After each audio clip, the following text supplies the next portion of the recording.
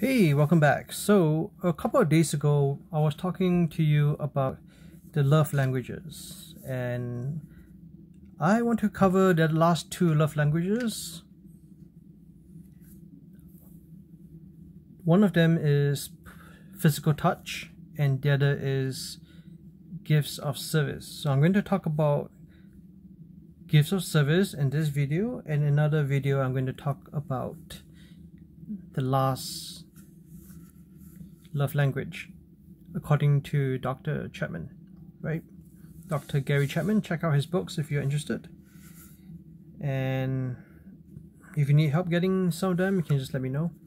Well, okay, so let's talk about gifts of service. Service is such a misunderstood thing these days, right? People I mean, unless you're in the service industry, even if you're in the service industry, it is very different than what you actually do for someone you love. The service you give someone or you provide for someone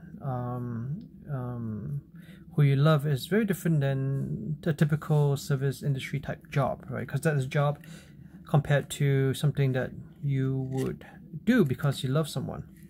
So sometimes there's a lot of confusion and there's a couple of stereotypes about this kind of thing, because service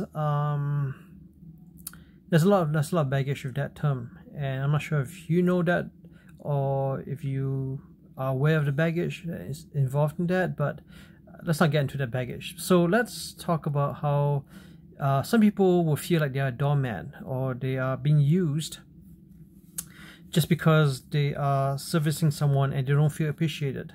This is usually happens when, I guess, one party is a giver of service and the other is just a receiver and not really appreciative, and doesn't really, the love language may be incompatible, where the person may not understand what service is and what it takes to serve or to be served, right? And some people are really bashful. They don't like to be served. They like to do things themselves. So there's a lot of conflict there. So the question basically is like, do you feel like you're being used, whether you are providing someone with the proper service, and is the person responding in an appreciative, grateful manner or not? So oftentimes some people might feel like a doormat. They might feel like they're being used, right? They're just like, you know, like a typical doormat, like a physical doormat that you put at the door. When someone, before they enter your house, they, you know, step on it, then they, you know, shuffle their feet to get rid of any excess dirt and dust and that kind of stuff, and then they walk into your house. And typically in my family anyway, we take off our shoes, right? So, but some people, they wear the shoes around the whole house. And then it causes more, you know, need for cleaning, and then cleaning is a service as well. Anyway, main thing is, does the person you're serving appreciate it? Sometimes I think of this song from Fiddler on the Roof, where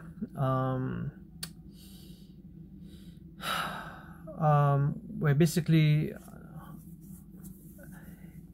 the song, you know, "Do You Love Me," right? When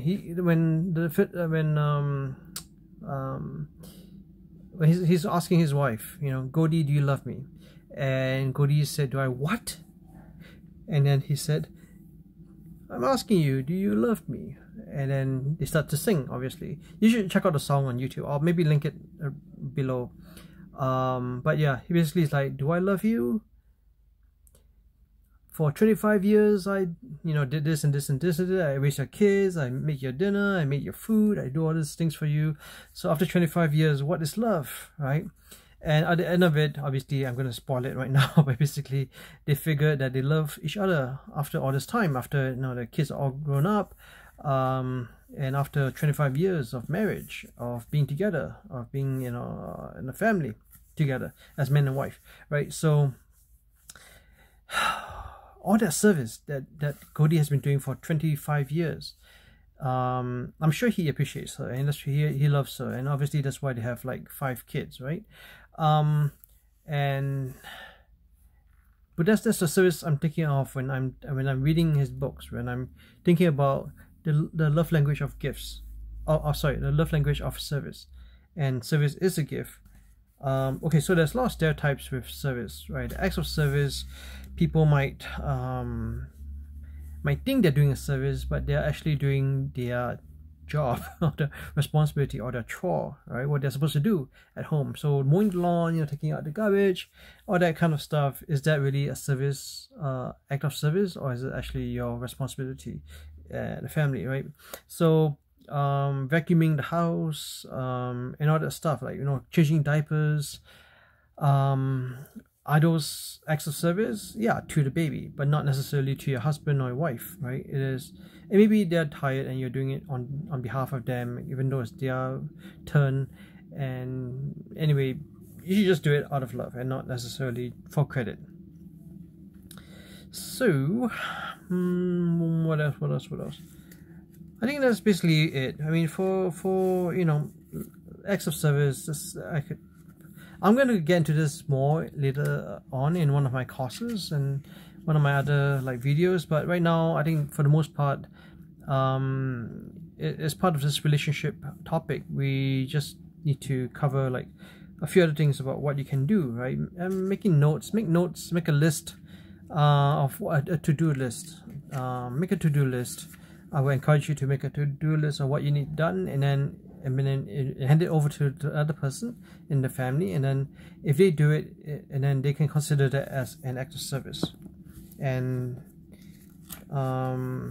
you know what, it is at the end of the day, acts of service is an expression of your love. So don't think of it as you're serving this person. You are serving the person, but you're doing it out of love. And if you're just a service worker or someone who does a service, then you're just a service provider. But if you are doing it out of love, it is more than just serving the person. It's actually loving the person by doing things for him or her. So try it. If this is not your love language, right, just try it out.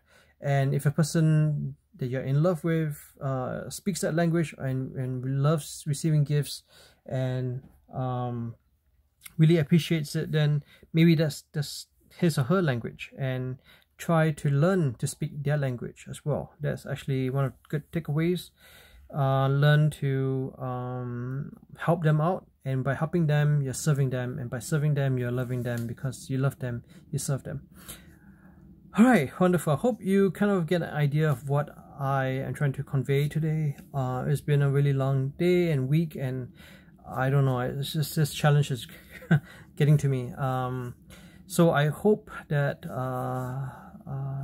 you put your comments below. Let me know what your thoughts are, and if you are someone who appreciates and loves and speaks this love language. And when I say speak, I don't really mean speak. I mean someone who actually, this is your love language. Acts of service is a language. Is that? If it is, let me know in the comments, and let me know any other ideas and thoughts you have in terms of how to serve someone, because this is not really my language, and I'm wanting to learn to just speak this language a bit more. So if you have any ideas, tips, advice, insights, suggestions, let me know. And I'll see you in the next video. Okay, bye now. Bye.